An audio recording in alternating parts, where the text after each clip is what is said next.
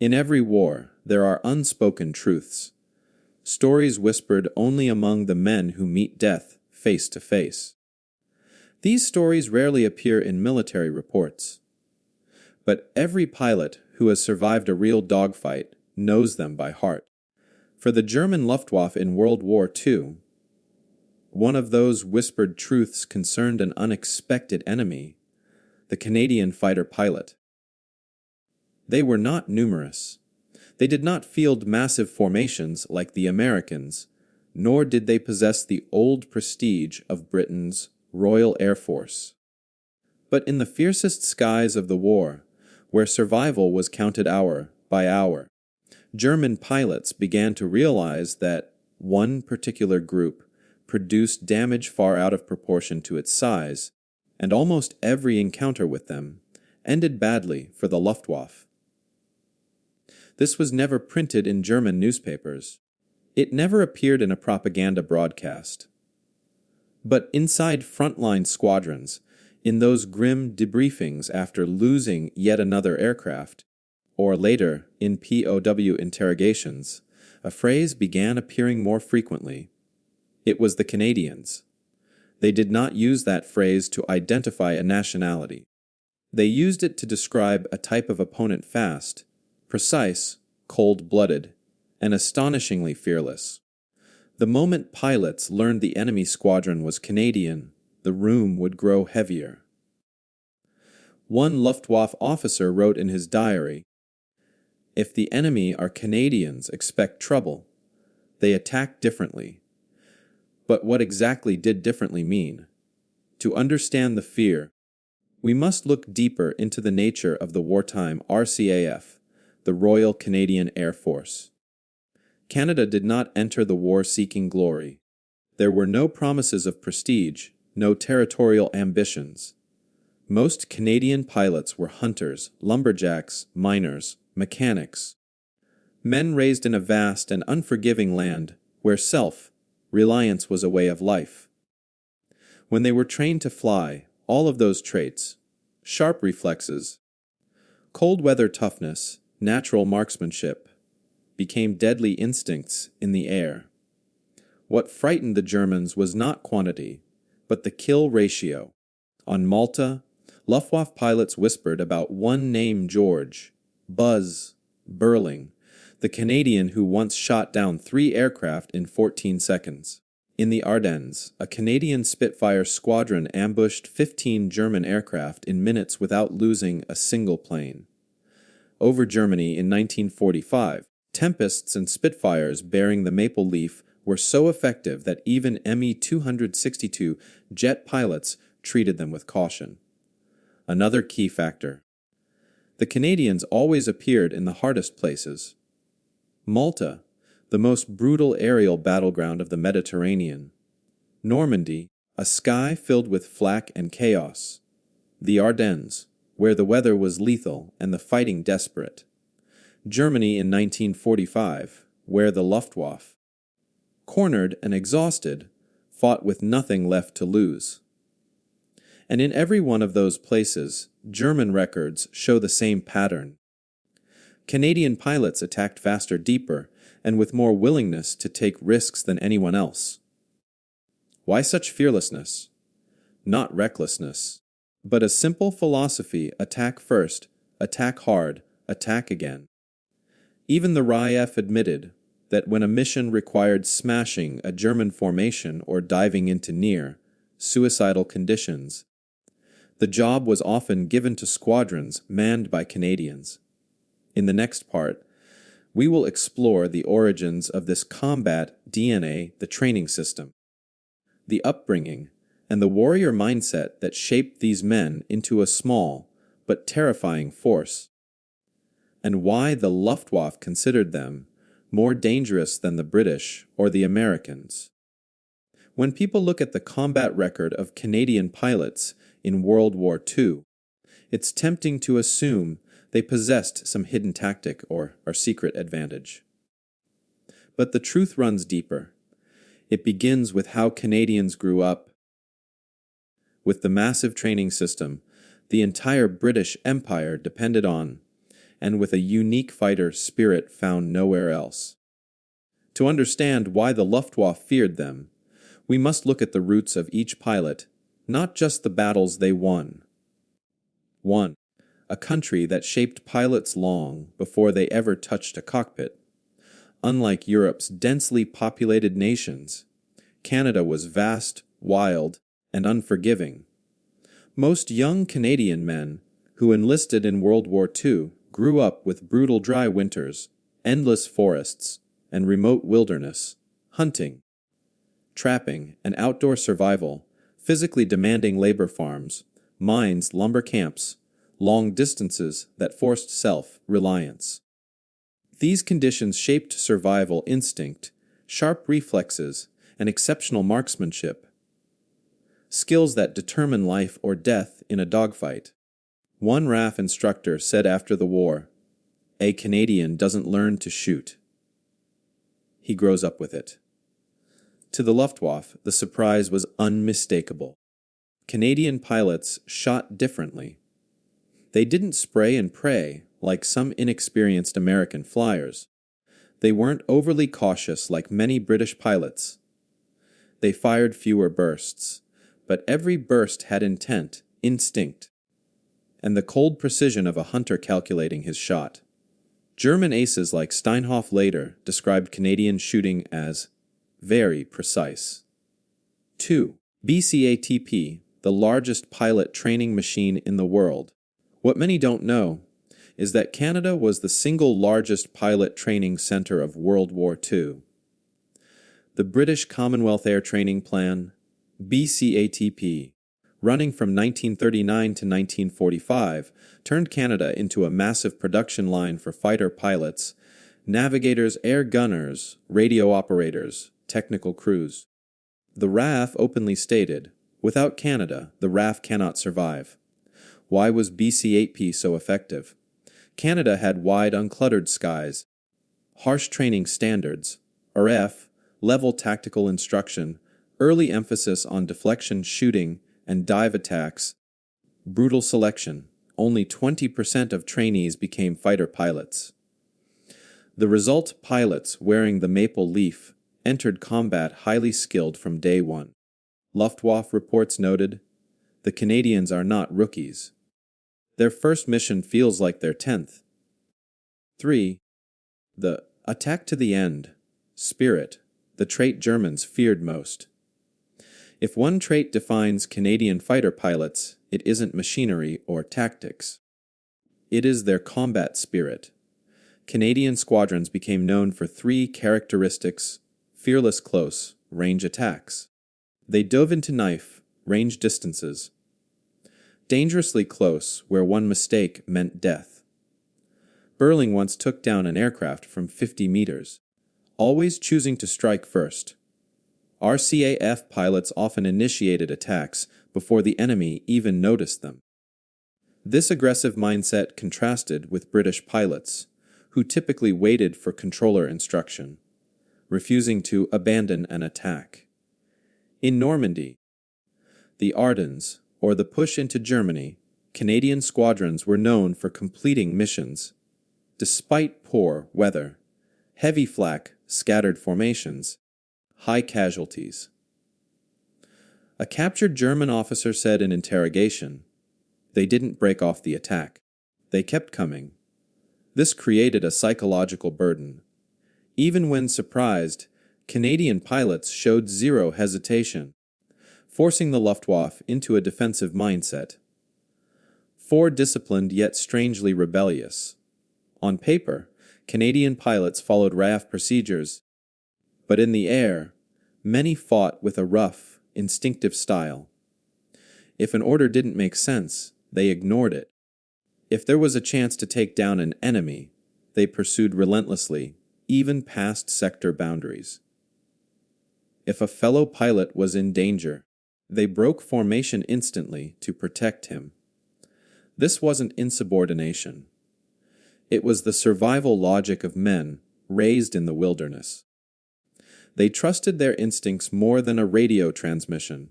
One Canadian pilot summed it up high. Orders matter. Survival matters more.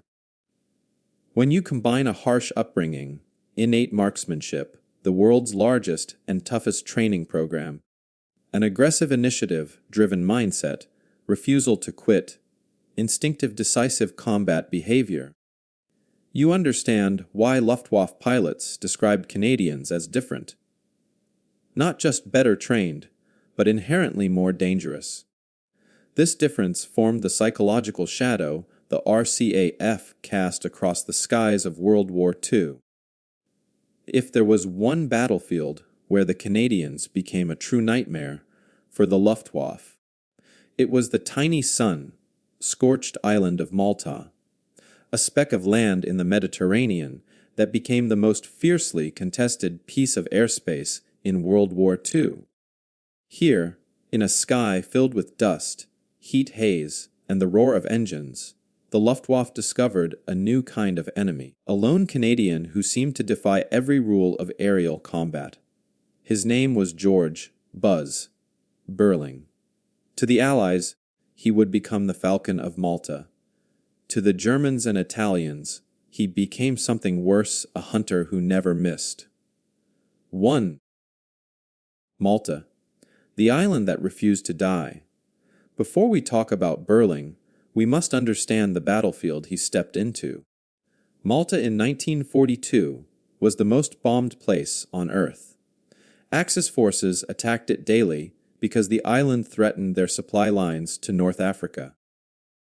If Malta fell, Rommel would be reinforced. The North African campaign might last longer, and the Mediterranean would tilt in Germany's favor. But it didn't fall.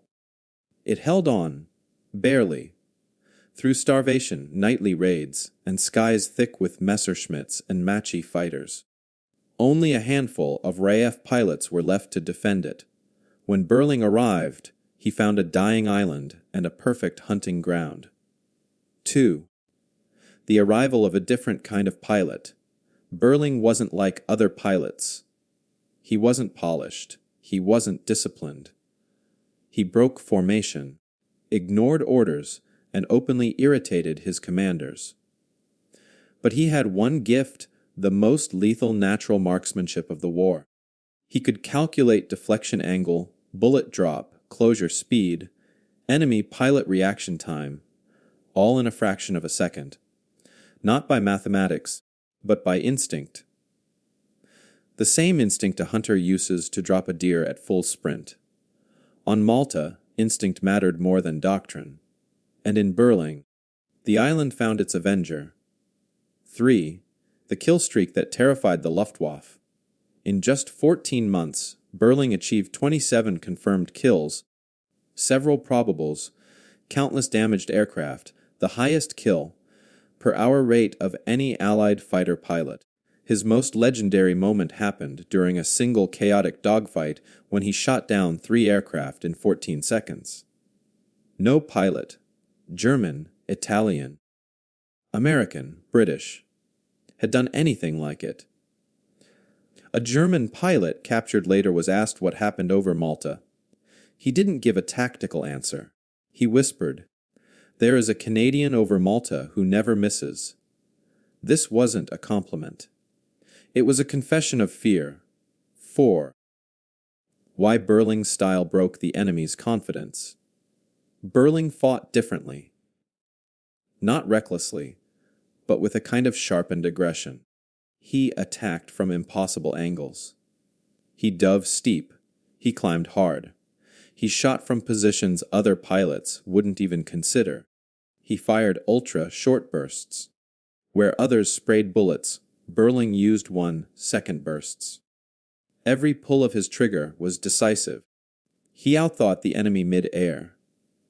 He predicted not where the enemy was, but where the enemy would be half a second later. He hunted alone. Beurling often broke from formation to chase a target, infuriating his commanders, but terrifying the Luftwaffe. A solitary Spitfire, diving from nowhere, created panic because German pilots couldn't counter it with textbook tactics. To them, Beurling was an unpredictable force of nature. 5. Malta's sky belonged to the Falcon. By late 1942, Luftwaffe units over Malta were requesting replacement crews faster than Berlin could supply them, not because they were wiped out, but because morale collapsed. German pilots complained that the Canadians appeared from nowhere. Their shots were always perfect. Dogfights ended in seconds. Retreating wasn't safe because Beurling often chased them down. Malta started as a death trap. Under Beurling's wings, it became an Allied fortress. His kill streak didn't just protect Malta, it psychologically crippled the Axis pilots sent to challenge him. 6. The legacy of Malta. Beurling would later fight in Europe and score more victories, but Malta was where he achieved near mythical status. To the Luftwaffe, Malta became synonymous with one thing: an invisible Canadian who could end your life before you knew he was there. In the next chapter, we will explore another moment that cemented Canada's feared reputation, a battle where Canadian Spitfires tore through a German formation so brutally that Luftwaffe analysts labeled it one of the most one-sided losses of the war. There are battles that become legends, battles that shape doctrines, and battles that shatter an enemy's confidence so brutally they enter the realm of myth. For the Luftwaffe, Mayen 1944 was that battle. It wasn't a clash of hundreds of aircraft. It wasn't a grand operation with planned routes and perfect intelligence. It was a moment. A few minutes of chaos in a cold December sky where a handful of Canadian pilots unleashed one of the most devastating ambushes in the history of air combat. To the Germans, it became known as the Mayen Massacre. 1E, the Winter of Desperation. Late December 1944. The Battle of the Bulge was raging in the forests of Belgium. The Luftwaffe, bleeding from years of attrition, was attempting one last desperate push to support the German armies on the ground. They sent bomber formations over the Rhine Valley, hoping to strike Allied supply lines before the front collapsed entirely. What they did not know was that a Canadian Spitfire squadron, number 401 Squadron, RCAF, was patrolling the skies near Mayen at low altitude, flying beneath the German radar net, waiting for a break in the clouds. They weren't hunting. They were simply watching, conserving fuel, scanning the horizon. Then, the moment came. The sun angle attack. A perfect storm. At 1300 hours, a German formation appeared high above, a mixed group of fighters and fighter, bombers heading west to strike Allied positions. The Canadians saw them first. But more importantly, the Canadians saw the sun, and the sun was behind them. To a fighter pilot, this is fate handing you the battle. The Canadian flight leader made a single call on the radio: "Follow me. Dive." There was no debate, no hesitation. 16 Spitfire Mark Ikes rolled over, wings slicing the air, plunging from the sun like hawks descending on prey. The Germans never saw them. 3. A one-sided annihilation. What happened next lasted less than 3 minutes. The first pass shredded the rear of the German formation. 3 planes fell instantly, spiraling into the hills below. The second pass caused total collapse. Canadian pilots described it later. What came in too fast for them to react. It was like they were suspended in the sky. They never fired a shot. German pilots who survived called it something else: the explosion of the sun. In total, 15 German aircraft were shot down in under 180 seconds, without a single Canadian loss. This was not a dogfight. This was a surgical dismemberment of an entire formation, and it became one of the most lopsided air battles of World War II. 4. Luftwaffe reaction: shock, fear, and a painful realization. After the war, captured German officers were questioned about Mayen. One simply said, "We never saw them. They came from the light." Another added, "Those were Canadians. They kill quickly." What shocked the Luftwaffe wasn't just the loss. It was the professionalism, the cold controlled violence, the perfect timing, the lack of hesitation. In post-action analysis, German intelligence labeled the ambush as an example of Allied tactical superiority executed by a highly aggressive and skilled enemy unit. But the frontline pilots had a shorter summary. "Those Canadians came for us." 5. Why Mayen cemented Canada's reputation. The Mayen Massacre became a defining moment because it revealed three traits of RCAF fighter squadrons that the Luftwaffe already feared. They mastered the ambush. Canadians understood light, weather, and altitude better than most. Growing up in harsh environments taught them to read nature instinctively. They attacked with total commitment. Once engaged, they did not break off, not until the sky was silent. They fought as hunters, not just pilots. Their approach was predatory, precise, efficient, terrifying. German air units operating near the Rhine in early 1945 began reporting an unusual pattern, sudden Canadian attacks out of nowhere, usually from perfect angles, usually deadly. Mayen was not an anomaly. It was proof of a reality the Luftwaffe already sensed. When the Canadians showed up, something bad was about to happen. 6. The battle that broke the illusion. The Luftwaffe still had brave pilots. They still had aircraft left. But Mayen broke something more fundamental, their belief that they could ever regain air superiority. When a small squadron can tear apart a formation with such precision, such violence, such finality, morale doesn't just drop, it shatters. And from December 1944 onward, Luftwaffe crews treated Canadian, marked Spitfires with a level of caution bordering on fear. The Messerschmitt Me-262 was supposed to be Germany's miracle. The world's first operational jet fighter, faster than anything the Allies could put into the sky, armed with 4 30mm cannons, capable of tearing apart bomber formations in seconds. To Hitler, it was the silver bullet. To Luftwaffe pilots, it was the last sliver of hope. And yet, in the final months of the war, one group of pilots consistently managed to hunt these jets. Not avoid them, not escape them, but track them, ambush them, and shoot them down. They were flying the Hawker Tempest Mark V, one of the fastest piston engine fighters of the war. And many of the Tempest squadrons that became the Me-262's greatest threat were filled with Canadians. Number 1. The problem with hunting a jet. On paper, dogfighting a jet in a propeller-driven aircraft was suicide. The Me-262 could reach speeds of 870 km/h, nearly 200 km/h faster than the Tempest. It could climb steeper, accelerate harder, and disengage at will. No Allied pilot could chase it in level flight, and yet the Canadians found a way. They didn't chase jets, they ambushed them. Number 2. The jet's weakness. A moment of vulnerability. The Me-262 was powerful but fragile. Its Junkers Jumo Zalaran 4 engines were prone to overheating. Flameouts, slow throttle response, vulnerability to debris ingestion, catastrophic failure if mishandled.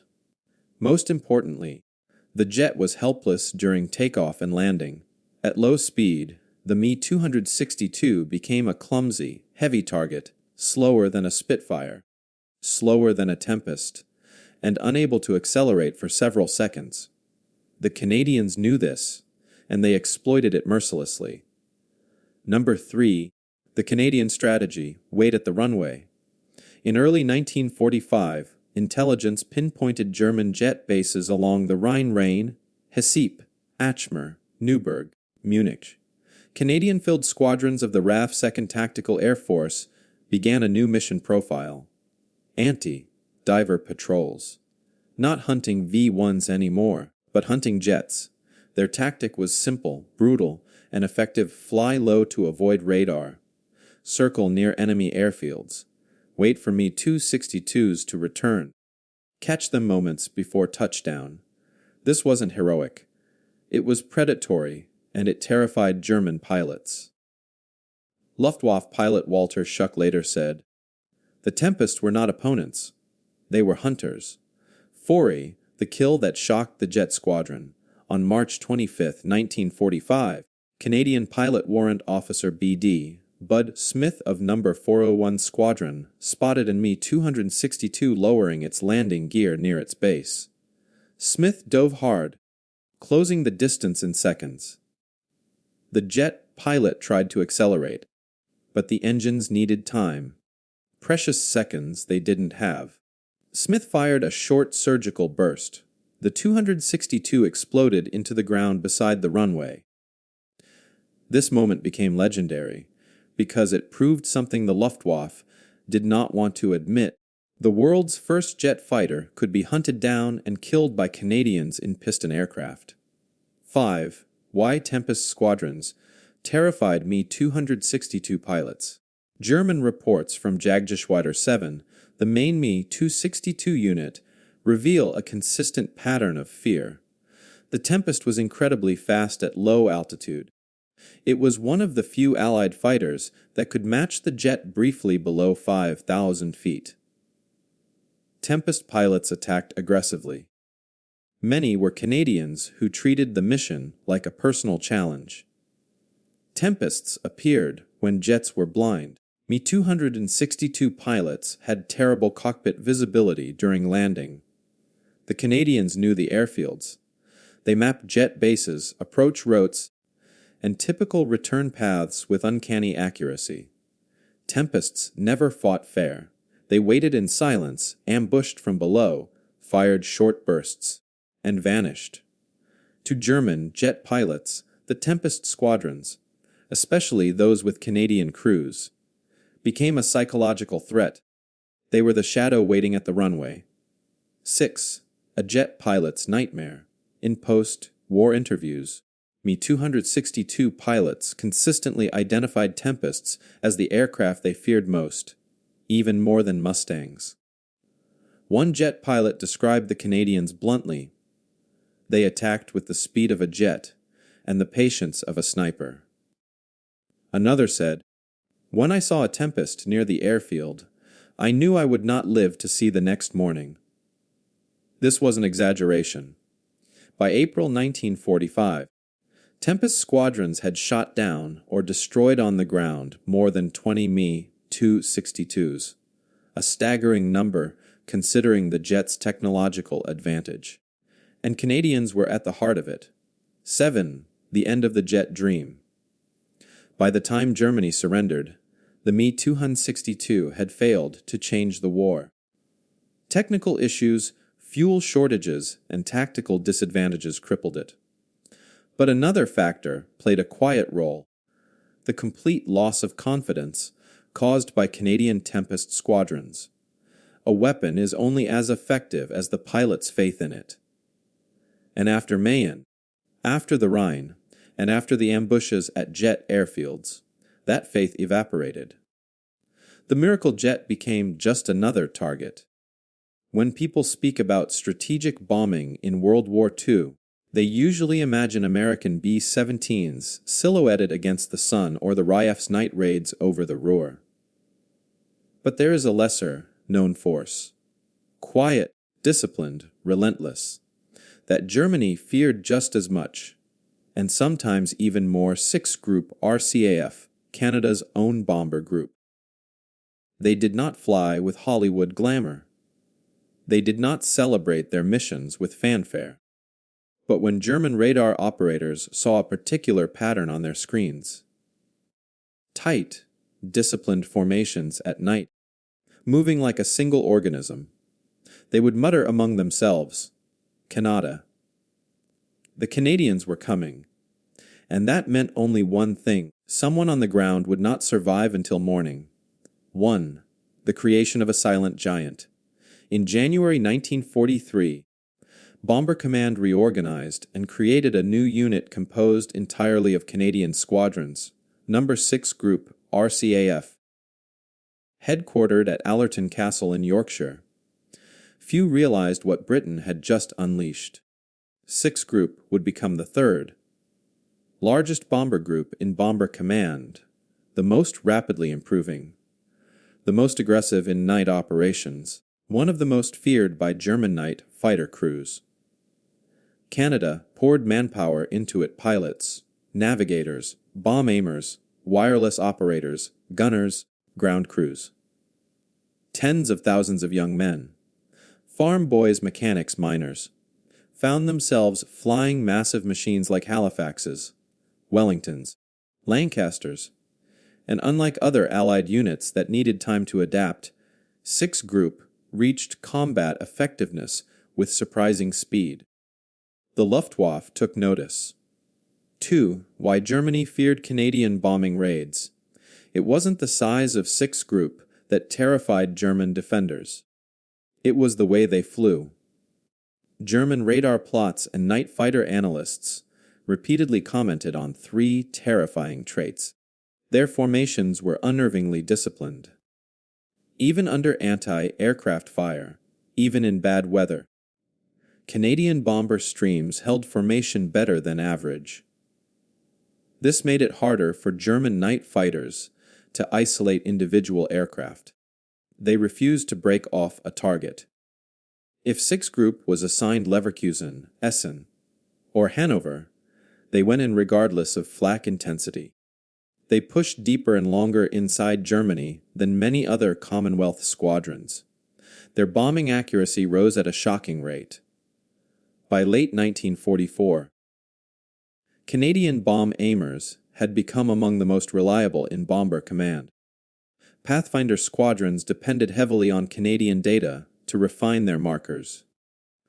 One Luftwaffe officer later admitted, "We always knew when the Canadians had been over a city. The destruction was consistent, precise." 3. The nights Germany couldn't sleep. By 1944, German civilians and soldiers alike became familiar with the sound of night bombers' distant hum, a low vibration, then the roar of destruction. But Canadian raids felt different. The rhythm of terror, 6 Group, often flew later than other Bomber Command units. German cities would brace for an attack, survive the worst, and then an hour later, another wave approached. This second wave was often Canadian. The relentless pattern cities like Berlin, Cologne, Hamburg, Mannheim, Duisburg reported that Canadian raids came with a terrifying consistency. German diaries spoke of stubborn bombers who return even when the sky burns. 4. The battle in the dark. Night fighters versus Canadians. German night fighter aces like Heinz, Wolfgang Schnorfer noticed a peculiar challenge. Canadian gunners reacted faster. They didn't panic. They didn't fire wildly. They waited, cold, focused, and unleashed short, lethal bursts when the enemy came too close. German pilots described RCAF gunners as calm as machines. More than one Luftwaffe pilot noted something unnerving. Their tracers came from nowhere. Then one of our fighters burned. 5e, the missions that broke German morale. 3 operations stand out as symbols of 6 Group's rising reputation. The Leverkusen raid, 1943. German radar noted the Canadian formation kept cohesion, even while flying through intense cloud and flak. A feat labeled exceptional. Hamburg Operation Gomorrah, 1943. Canadian Halifaxes struck industrial zones with such precision that German firefighting units believed they were targeted by elite forces. Berlin raids, 1944. Canadians were often chosen for the most dangerous legs, including deep penetrations through heavily defended air corridors. Each mission left a psychological scar. Not because 6 Group bragged, but because they were predictable in the worst way. They always hit their target, they always came back, and they always returned tomorrow. 6. The Quiet Nightmare. Unlike fighter aces, bomber crews rarely became legends. Their victories weren't counted in kills, but in missions completed. They lived and died anonymously, dozens at a time. But Germany feared them because behind every Canadian bomber was something the Luftwaffe could never defeat: discipline, determination, methodical precision, and the willingness to fly into the dark again and again until the war ended. This is why 6 Group RCAF became known not as heroes of the sky, but as a quiet, inevitable force of destruction, the nightmare that came at night. Fear in war is not always about numbers, technology, or firepower. Sometimes it comes from something harder to measure: a pattern, a feeling, a reputation carved into the memories of those who survived. By 1944, Luftwaffe pilots did not fear the largest Allied air force. They did not fear the richest nor the oldest. They feared the one that fought differently. They feared the Canadians. 1. They attack like they're already dead. German pilots developed a strange perception of Canadian squadrons, that they were willing to risk more, fly lower, dive harder, and press an attack long after others would have broken off. This was not true, of course. Canadians wanted to live as much as anyone, but the effect was real. To the Germans, Canadian pilots felt like men who didn't hesitate, didn't second guess, didn't fear return fire, didn't abandon a strike even in deadly flak. One Luftwaffe interrogation report from 1945 included a single chilling line: "The Canadians fight as though the outcome is already accepted." It was the closest thing to respect and fear that an enemy could express. 2. British precision versus American power versus Canadian aggression. To understand why Germany developed a specific fear of Canada, we must look at how the 3 nations fought. The British methodical, professional, calm. German pilots respected them deeply but knew their patterns. The Americans' massive numbers, high-altitude formations, firepower, and technology. Dangerous, yes, but predictable. The Canadians a hybrid of both, with something extra. 3 traits made them uniquely feared: British style discipline. Canadian pilots flew tight formation and executed tactics with textbook precision. American style confidence. They weren't intimidated by Luftwaffe veterans, even early in the war. A distinctly Canadian instinct for initiative.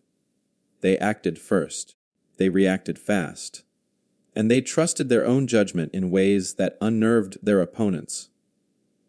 To the Germans, this combination was lethal. 3. The fear of the unpredictable. Luftwaffe pilots could predict how a British unit would respond to a threat. They could anticipate how American formations would behave under pressure. But Canadians were the wild card.